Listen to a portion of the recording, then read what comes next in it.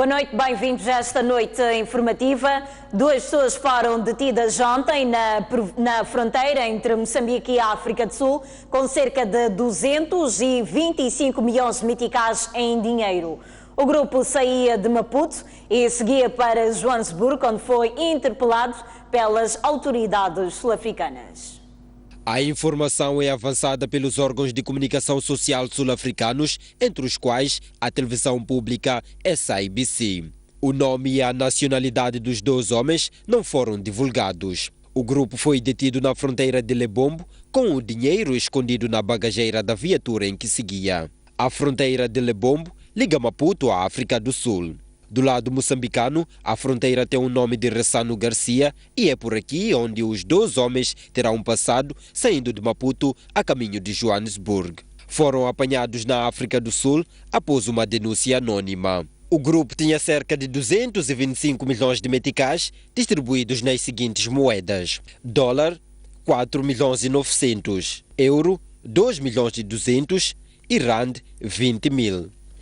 Segundo a imprensa sul-africana, as autoridades terão levado 5 horas de tempo a contar o dinheiro. Os 2 homens são acusados de lavagem de dinheiro, uma vez que transportavam quantias acima do permitido por lei. Os detidos serão ouvidos próxima semana por um tribunal de Komati Port. Esta apreensão ocorre numa altura em que o país enfrenta uma escassez do dólar americano, o que levou o Banco Central a tomar um conjunto de medidas, incluindo a limitação de pagamentos por cartões de débito e crédito no exterior. O jurista Rodrigo Rocha diz que as pessoas detidas incorrem a uma pena de 5 anos e pagamento de multas pesadas. Acrescenta que o crime poderá ser julgado na África do Sul e em Moçambique. Não havendo o respeito pelos procedimentos cambiais, que nomeadamente apenas torna lícito portanto, a exportação de 5 mil dólares por mês por indivíduo. Acima disso é necessário obter uma autorização do Banco Central para se promover esta exportação. Portanto, tudo aquilo que não respeita esta regra, não ter autorização ou estar acima dos 5 mil dólares, é considerado como um ilícito cambial. O ilícito cambial está sujeito, desde logo, a uma sanção primária, que é a perda de todo o valor que foi utilizado nesse ilícito. A segunda questão, que também é importante, é penas de multa. E as penas de multa vão variar, obviamente, de acordo com as próprias circunstâncias. Depois temos que olhar também para o ponto de vista penal, ou seja, saindo do ilícito de apenas financeiro, digamos assim, relativamente à lei cambial, temos o ilícito penal, e o ilícito penal refere-nos, por exemplo, que estaríamos, neste caso, perante um crime de contrabando, porque foi exportada uma mercadoria sem estarmos sujeitos aos trâmites normais, e esse contrabando está sujeito, ou pode sujeitar as pessoas, dependendo de todas as situações que sejam atenuantes e agravantes, a uma pena média que julgo eu seja de 5 anos, assim como o pagamento de multas pesadas de acordo com aquilo que são os meios agravantes. Mas, acima de tudo, nós temos que ver uma questão. Este crime, apesar de também ter sido praticado em Moçambique, ele foi descoberto na África do Sul. E só a descoberta na África do Sul, tanto quanto sei, também consubstancia um crime naquele território. Ou seja, ninguém pode andar na África do Sul, que também tem regras de controle cambial apertadas, com aquela quantidade de dinheiro sem esse montante ter sido declarado. Ora, não tendo sido declarado esse dinheiro, o crime foi descoberto naquele país, e é a partir desse país que o crime vai ser julgado em primeira mão, sem descurar a possibilidade de ser, inclusivamente, também julgado em Moçambique. Portanto, temos essas 2 questões, e saber exatamente onde é que este crime vai ser julgado. Moradoras na Matola passaram o dia da família sem água. Dizem que o problema arrasta-se há mais de 6 meses e pedem que os fornecedores privados voltem a operar.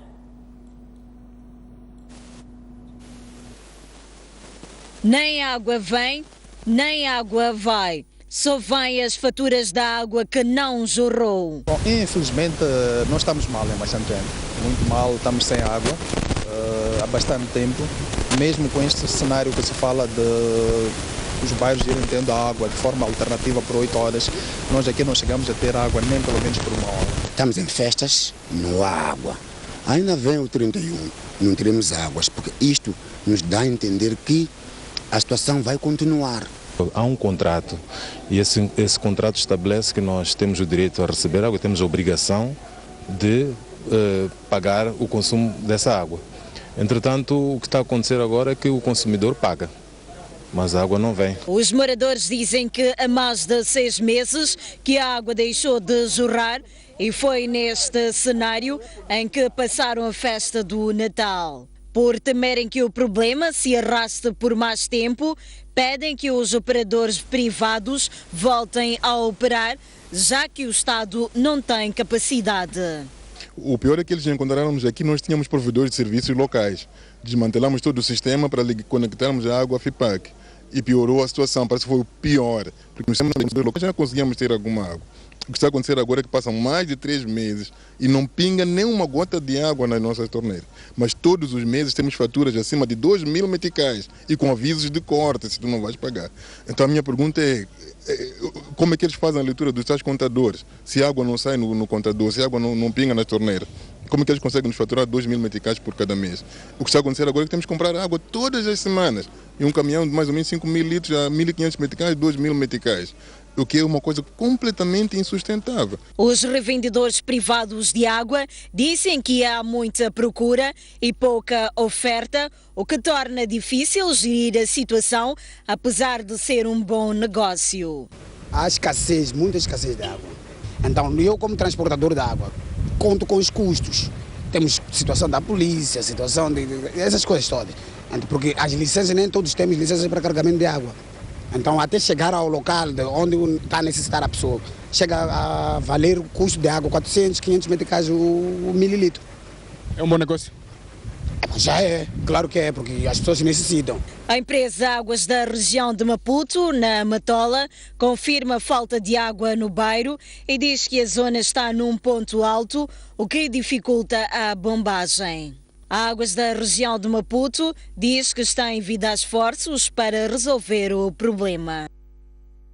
Mais de 300 pessoas foram atendidas no Hospital Central da Beira durante a noite de Natal.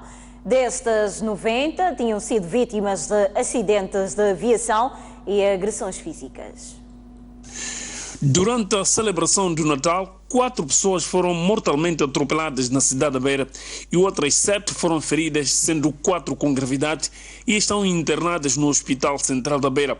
Estes dados fornecidos pela polícia indicam que os acidentes de aviação estão diretamente ligados a excessos de velocidade.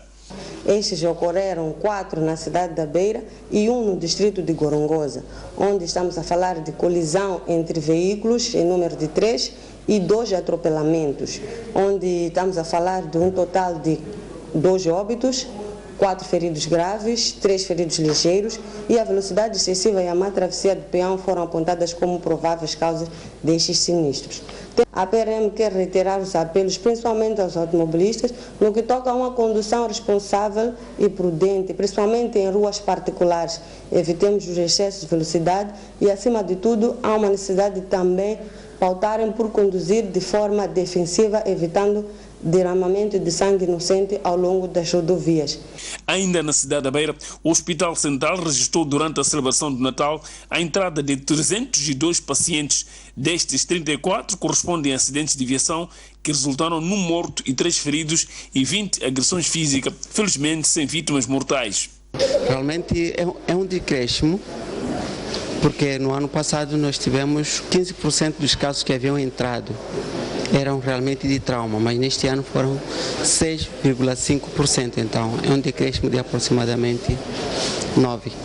sabemos que as nossas vias não são tão óptimas, mas também aí vem o estado do condutor, que muitas das vezes está embriagado ou está em excesso de velocidade por causa de agenda X que isso tem e repercutem sempre para a ocorrência do trauma. Então diríamos que a ingestão de substâncias psicoativas, não somente, sempre falamos do álcool, mas pode ser também outras substâncias, por exemplo, quem sabe, suruma, etc, etc.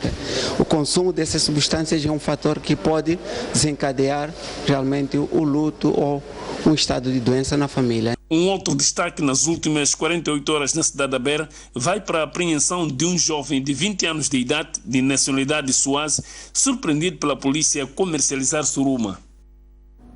E o Hospital Central de Maputo registrou um óbito durante o Natal, num total de 32 casos de acidentes de aviação. A situação é descrita como calma quando comparada com o igual período do ano passado.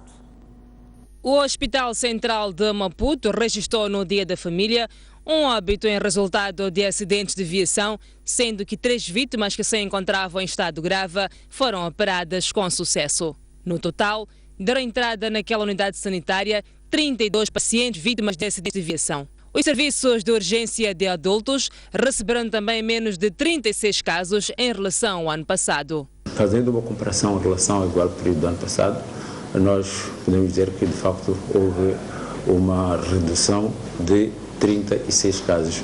E não só no que diz respeito ao número total de doentes, como também ao número de doentes traumatizados, houve uma redução de 39 casos. Portanto, de uma forma geral, o serviço esteve bastante calmo se fizermos a comparação em relação ao igual período do ano passado. Mesmo em relação aos acidentes de aviação, disse o mesmo, também houve uma redução de 13 casos. No ano passado nós tínhamos tido 45 casos, este ano tivemos 32. No entanto, infelizmente tivemos casos de óbito, de vítimas de acidente de aviação, tivemos um caso que foi, infelizmente, foi óbito. Para fazer face à quadra festiva, a maior unidade sanitária do país duplicou o número de médicos e enfermeiros afetos aos vários serviços, para além de ter criado várias comissões.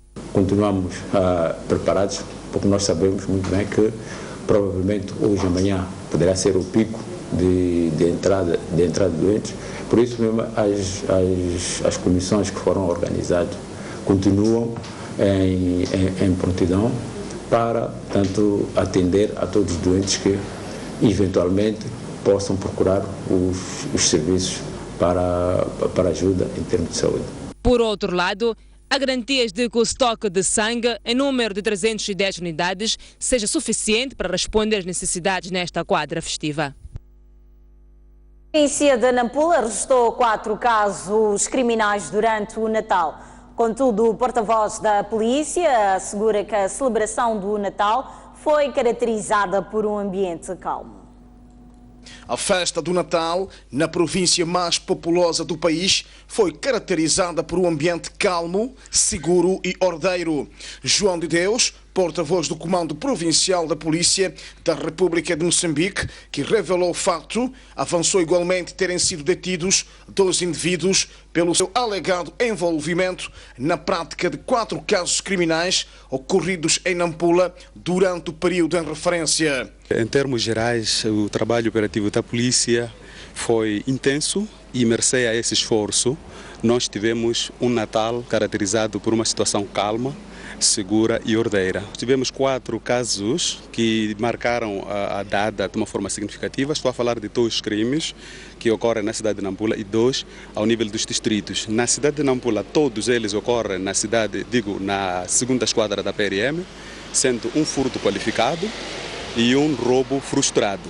Garantir a detenção de 2, porque este grupo, tanto o que cometeu o furto qualificado como este que frustrou o roubo, presume-se que sejam mesmos indivíduos que andam num grupo de 7. A polícia chama a atenção dos pais e encarregados de educação para não permitirem que os seus filhos menores utilizem objetos pirotécnicos, como aliás está a acontecer um pouco pelos bairros desta cidade. utilização de paixões e objetos pirotécnicos estão a ser agora utilizados em momentos impróprios é uma questão de transgressão às regras de boa convivência. Continuar a reforçar levantamento da consciência do nosso público no sentido de perceberem que, primeiro, a utilização destes equipamentos por menores pode, inclusive, gerar situações. Nós já assistimos em outras situações em que menores que não têm a qualificação, a idade, o conhecimento suficiente para poder operar esses equipamentos, quanto mal o fizerem, resulta em acidentes fatais. Portanto,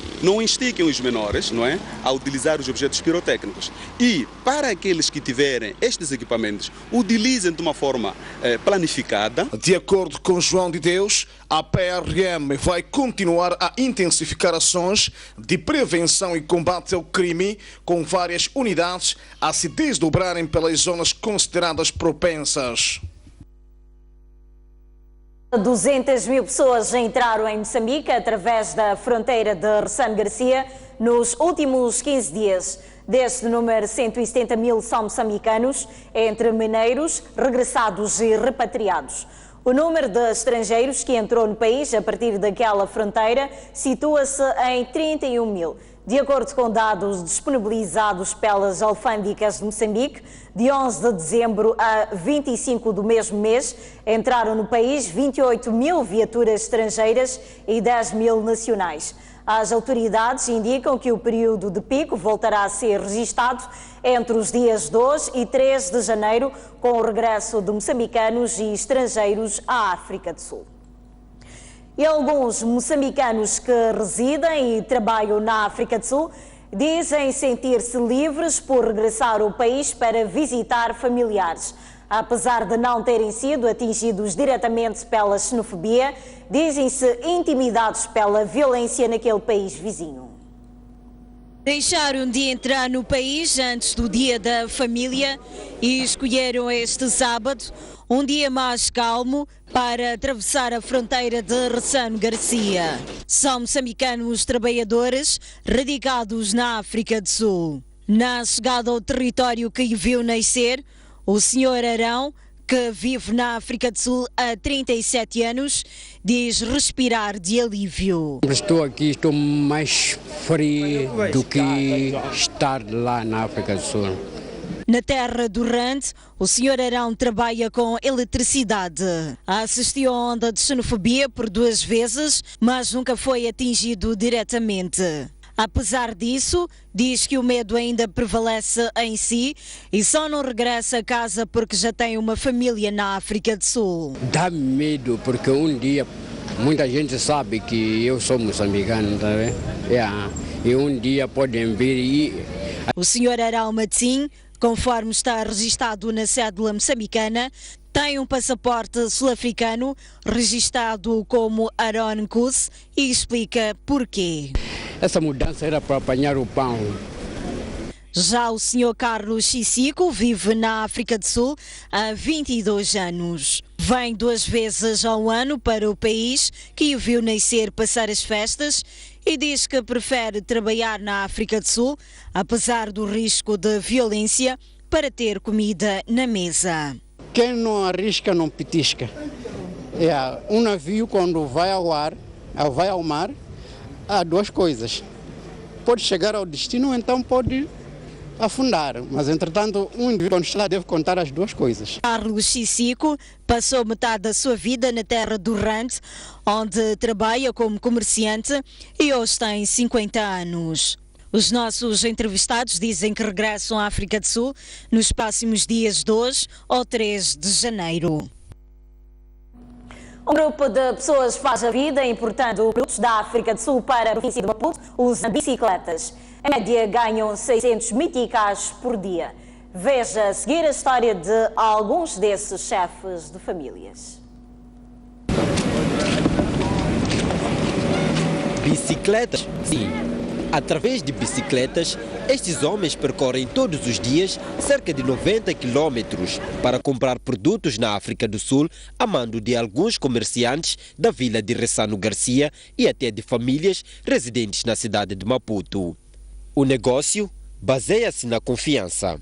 Por exemplo, Na vila de Ressano Garcia, o comerciante Armando Langa, de 36 anos, faz o levantamento das necessidades alimentares da população, conquista os clientes, recebe dinheiro de pessoas e vai comprar os produtos em Komati Port. Por dia, Armando vai 4 vezes à África do Sul, fazendo cerca de 20 quilômetros por cada volta. As dificuldades da vida é que o mostraram a fonte de rendimento. Quando eu me entrego esse dinheiro, comprar essas coisas, depois vir lá, entregar aos donos, depois os donos banhar o oriente para mim. Armando Langa faz o trabalho há 2 anos e diz que já conseguiu construir uma residência para a sua família. Anos passados, sem construir, depois põe guias. Dificuldades não faltam na atividade. Muitas vezes, as autoridades sul-africanas não deixam os comerciantes entrarem no seu território com as bicicletas. Outros dias dizem que não quer bicicleta, outros dias dizem que quer passaporte. Comunicação ali mesmo. Este é o momento de chegada de Armando a Ressano Garcia, vindo de Komati Port, carregado de mercadorias e já começa a fazer as entregas. O dono do produto está satisfeito com o trabalho. Estamos a fazer ajuda. Se eu não ir, ele também pode ir. Me ajudar, eu também lhe ajudar. À semelhança de Armando, os senhores Cossa e Alexandre fazem o mesmo trabalho há cerca de 2 anos. Contam como tem sido e explicam que os acidentes não são a única ameaça para a sua atividade. Como eu não tenho trabalho, meu trabalho é esse, me de comprar coisa lá, vir entregar aqui e dar pouco também de dinheiro. Pois é, para quem pensava que bicicletas só ajudam a produzir rendimentos na Zambésia, onde são usadas como táxi, está enganado.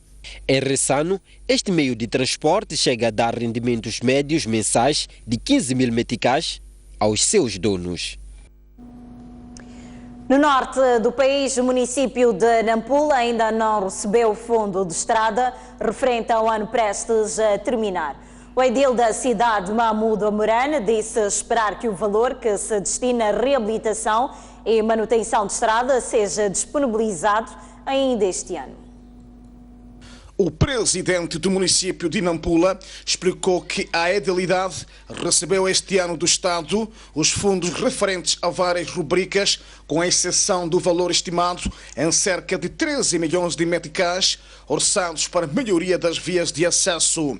Embora o ano esteja a terminar, Mahmoud Omorane disse ter ainda esperanças de que o fundo venha a ser disponibilizado. Do fundo de estrada não recebemos nenhum centavo, aquilo que foi o compromisso orçamental do ano 2015. Mas ainda esperamos que o fundo de estrada venha verificar aquilo que são os nossos planos. Nós estamos realmente comprometidos para resolver aquilo que são os compromissos de melhoria das vias de acesso. Espero que a tempo ele possa vir disponibilizar os fundos que foram prometidos de fundo de estrada. Outro sim, Omorane indicou que para o próximo ano o desafio é revitalizar a agricultura urbana. Entretanto, a edilidade já projetou a aquisição de meios para o efeito. Vamos avançar com o processo de revitalização da agricultura urbana. Muito em breve nós vamos comunicar à sociedade no geral, vamos adquirir tratores, vamos adquirir algum equipamento, vamos adquirir carrinhas para o transporte dos produtos do local de produção para o local de comercialização. Naturalmente, queremos revitalizar aquilo que é a agricultura urbana. Refere-se que a cidade de Nampula dispõe de extensas e potenciais áreas que poderão ser usadas para a produção de alimentos para abastecer os mais de 500 mil habitantes. Muito bem, vamos agora observar um breve intervalo e voltamos dentro de instantes. Até já.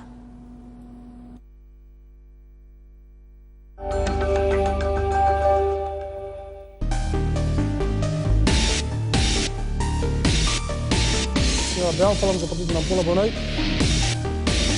Propostas concretas. Ninguém quer realmente a guerra. Onde a política sempre há conflito. É preciso debater para o bem do próprio país. Como resolver isto? Porque é um problema que nós todos estamos a passar. Mantermos a paz neste país. Tudo o que nos rodeia mexe conosco. É fundamental preservarmos isto. Ficamos movidos pelo espírito de trazer as imagens. Torna-nos mais próximos da realidade que veiculamos. O que temos que carregar em nós é o trabalho em equipa. Em Moçambique temos uma diversidade a todos os níveis, iniciativas inovadoras, costumes e até lições de vida. E é isto que queremos partilhar. E fazemos com muito orgulho. Mostramos o que você quer ver na TV. Contamos as histórias como você percebe. Estamos num grande plano.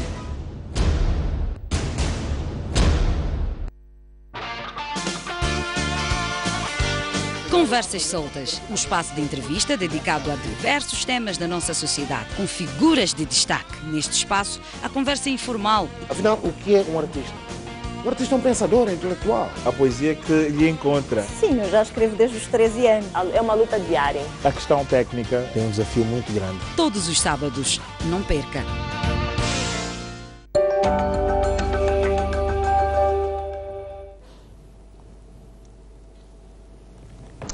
Muito bem, estamos de volta a esta noite informativa. Vamos continuar a olhar as notícias. Os atletas sul-africanos Sibu Sizunzima em federados masculinos e Nomeko Chamine em femininos foram os grandes vencedores da corrida São Silvestre, prova que se realiza no último dia do ano em todo o mundo. Os atletas tiveram como prémio 70 mil meticais pelo feito. Água! Fadiga e estouro total.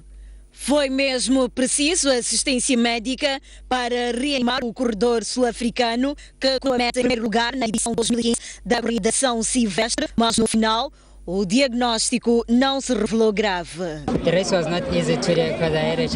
Foi uma competição bastante complicada. A temperatura não me ajudou, pois a umidade criou muitas dificuldades. Felizmente, estou muito bem de saúde e não foi preciso uma intervenção maior. Um cenário que contrasta com a categoria com a qual o atleta sul-africano percorreu os 15 quilómetros da tradicional corrida São Silvestre, assumindo desde a partida o comando da mesma. O sul-africano cortou a meta com o tempo de 14 minutos, 4 centésimos, seguido do moçambicano Flávio Ciol, com 49 minutos, 33 segundos e 7 centésimos. Estou bastante satisfeito por ter gostado desta prova.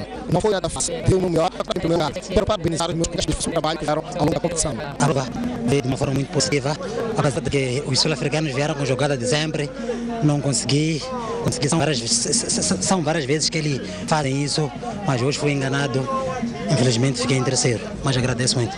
Na categoria de federados femininos, a vencedora foi a sul-africana Nomeko Chamine, com o tempo de 1 hora, 5 minutos e 7 centésimos. Em segundo e terceiro lugar ficaram as moçambicanas Lavecha António e Zafena Mário, respectivamente. Sinceramente, não contava ganhar. A temperatura não ajudou, mas, no final, consegui controlar o andamento das minhas colegas e terminei em primeiro lugar. Na categoria de cadeirantes, o vencedor foi Mário Benedito. E o secretário-geral da Federação Moçambicana de Atletismo diz que a corrida São Silvestre tem estado a melhorar o nível competitivo a cada edição. Competiu-se, como o campeão da légua, que é o sul-africano, acabou tendo algumas dificuldades, não é graves, que é normal em qualquer competição. A temperatura está quente, ele teve essa pequena queda, mas daqui a pouco ele já estará recuperado, como está a ter assistência médica. Participação muito boa, organizacional muito boa. Esta prova aqui, não sei bem da história do São Silvestre, mas já fiz esta prova por umas 2 vezes. Eu acho que dá para incentivar o pessoal que é para fazer, para conhecer o atletismo. Pode não ser na pista, mas é na estrada. Felicitar a Federação Moçambicana de Atletismo por ter conseguido realizar a prova e que ganha regularidade. E no fundo ela representa o fim da época desportiva no nosso país, na nossa cidade. É uma das últimas provas a ter lugar. Muito bem, vamos outras notícias. Morreu uma das principais comentadoras do programa Moçambique em Ação e A Tarde é Sua, da STV, Otília de Melo. Inspirada na religião, Otília de Melo defendia maior união e respeito dentro das famílias. Fidelidade não é boa, nem para a mulher, nem para o homem, e não há causa que possa justificar. Uma mulher alegre e interativa. Quando nós falamos de dar atenção, sempre presente e cheia de convicções. Se a igreja não estivesse aqui ainda na terra, se calhar isto seria muito pior ainda, porque cada um havia de fazer o que quer. Otília de Melo acompanhou desde 2010 a trajetória da STV. Sempre ativa e interessada em debates, começou na plateia do programa Moçambique em Ação e, pela qualidade das suas contribuições, passou a integrar a lista dos principais convidados. Se calhar isto seria muito pior ainda. Nos anos seguintes, tornou-se convidada assídua do programa A Tarde é Sua e teve passagens pelo Mais Mulher e Manhãs Alegres. Nossa vida não era assim tão bonita. Sempre inspirada na religião, defendia maior união e respeito dentro das famílias. Esta segunda-feira, calou-se a sua voz. Saí eu e a minha irmã, a mais nova, a correr para o quarto dela. Encontramos ela, deitada e a sangrar pelas narinas. Naquele momento, um pastor me disse que tínhamos que virar a ela e ir ao hospital. Chamamos o táxi. Chamei alguns vizinhos que era para ajudar-nos a carregar a ela. Entramos no táxi e fomos ao hospital militar, já que ela tinha um plano de saúde lá. Só que ao chegar no hospital, disseram que não tinham condições para recebê-la, que tínhamos que ir até o hospital central. E nessa caminhada após para central, ela acabou perdendo a vida. O título sofria de hipertensão e teve uma morte súbita no dia em que o termômetro já tinha 50 graus. A família ainda não conforma com o desaparecimento, busca refúgio nas recordações do humor, amizade e companheirismo que a caracterizavam. Era uma pessoa divertida. Dizer momentos seria muito difícil. Nós sentávamos sempre, nós gozávamos uns aos outros.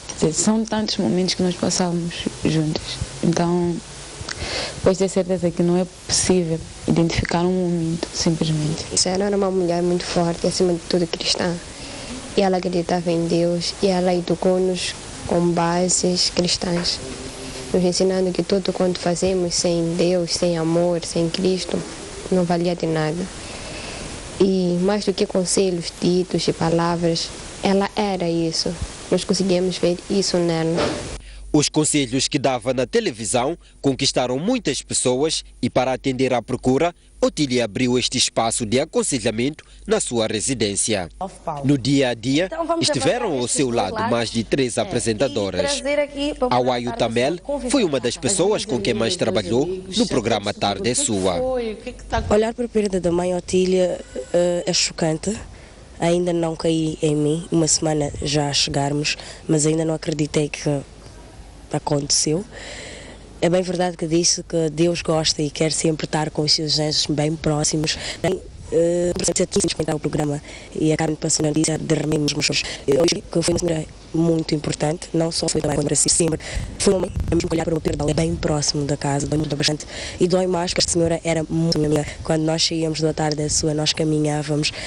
E eu especialmente tive a oportunidade de encontrar bons e únicos parceiros. Numa das suas últimas páginas de televisão, Otília de Melo esteve ao lado de Carmelita Manhissa no Tal Mais Mulher e deu dicas de decoração de ambientes para a quadra ativa. A gente quer trazer harmonia nesse dia da festa. Se a gente quer mostrar que, olha, apesar de eu ser aquilo que eu sou, mas eu posso perfeitamente bem fazer algo para agradar a minha sogra. Porque ela acreditava que uma mulher sábia é capaz de vencer todos os obstáculos que possam surgir uma família. Eu me lembro de algo que foi nos programas para a pessoa que eu fiz, que ligou uma mulher que dizia que o marido tinha engravidado uma outra mulher, tinha uma relação extraconjugal. E a Otília disse, acolha essa criança. Cuide e crie essa criança como sua e não destrua o seu lar. Então a sabedoria que ela procurava passar para as mulheres, a fortaleza, os conselhos que ela dava, ficaram profundamente marcados. Otília de Melo morreu aos 52 anos quando planeava para o próximo ano lançar um livro denominado 4 Estações de um Relacionamento. Deixa 4 filhos e 3 netos. Muito bem, vamos olhar a atualidade internacional. Foi morto o líder do MAS, poderoso grupo rebelde que opera em Damasco, capital da Síria. Zaran Alous foi abatido ontem durante um ataque aéreo russo.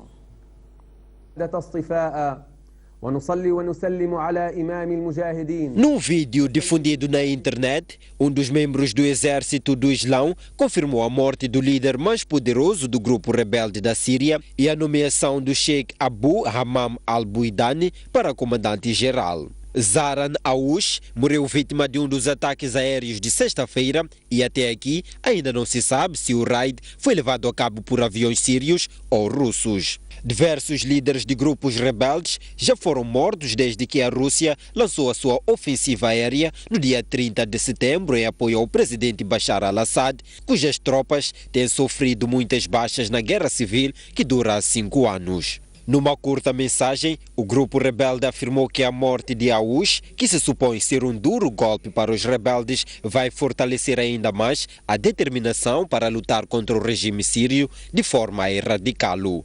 O Observatório Sírio dos Direitos Humanos também confirmou a nomeação do Sheikh al-Buidani e, segundo a ampla rede de ativistas que dispõe no terreno, não foi só Alous que perdeu a vida na sexta-feira, mas também 5 outros altos responsáveis do movimento. As 6 mortes ocorreram na sequência de um bombardeamento que pôs termo a uma reunião de altos responsáveis do exército do Islão que decorria numa zona a oeste da capital, Damasco. Pouco mais de 50 pessoas morreram ontem vítimas da explosão de um depósito de gás em Newi, no norte da Nigéria. O incêndio ocorreu no período da tarde, quando um caminhão-cisterna tinha acabado de descarregar gás no depósito Chikeizon. Aliás, tudo aconteceu quando o caminhão em causa começou a fazer o reabastecimento do posto sem obedecer a ordem que só é dada depois do equipamento ter tempo para arrefecer. Além de ter causado mortos e feridos, a explosão deste depósito, situado numa zona fortemente habitada, destruiu dezenas de casas e carros que estavam nas proximidades. O incêndio, que durou cerca de 5 horas, deixou a cidade de Neu em estado de emergência devido à intensidade do fogo acompanhado de explosões. Testemunhas contam que vários corpos foram encontrados totalmente carbonizados. Aquilo transformou-se num enorme inferno e ouvimos gritos por todos os lados, descreveu uma das testemunhas do acidente. O governo chinês anunciou ontem o estabelecimento formal do Banco Asiático de Investimentos em Infraestruturas. Com sede em Pequim, o banco começa a operar em 2016. No conjunto, 17 países, que representam 50,1% do capital daquela instituição financeira, avaliado em 100 milhões de dólares, já ratificaram os estatutos, permitindo assim a formalização do Banco Asiático de Investimento em Infraestruturas. Com uma participação de cerca de 13 milhões de dólares, Portugal é um dos 57 membros fundadores, enquanto o Brasil é o 9º maior acionista, com uma cota de 3.181 milhões de dólares. Dos 57 países que aderiram à fundação do novo Banco Internacional, 14 são da União Europeia. Apesar do seu caráter multilateral, a instituição tem sede em Pequim e a China é o acionista maioritário, com 29,78% do capital.